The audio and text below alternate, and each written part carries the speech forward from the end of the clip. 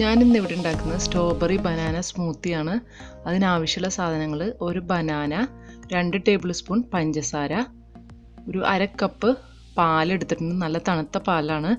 Strawberry എടുത്തിട്ടുള്ള ഒരു 10-12 എണ്ണം ഉണ്ട് സ്ട്രോബെറി. അത് ഫ്രോസൺ സ്ട്രോബെറിയാണ് ഞാൻ എടുത്തിട്ടുള്ളത്. നിങ്ങൾക്ക് ഫ്രഷ് വേണമെങ്കിൽ ഫ്രഷ് കിട്ടുമെങ്കിൽ ഫ്രഷ് എടുക്കാം.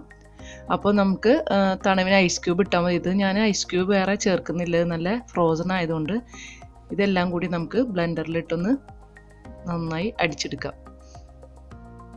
ബനാന ചെറുതായി കട്ട് ചെയ്തിട്ടു, സ്ട്രോബെറി ഇട്ടു, പഞ്ചസാര, പാലൊഴിച്ച് നന്നായി ഒന്ന് അടിച്ചെടുക്കാം.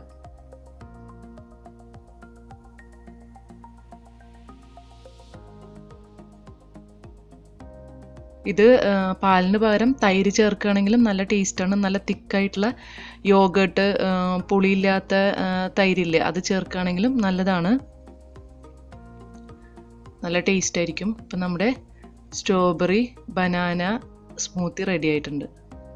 സെർവിങ് ഗ്ലാസ്സിലേക്ക് ഒഴിച്ച് സെർവ് ചെയ്യാം.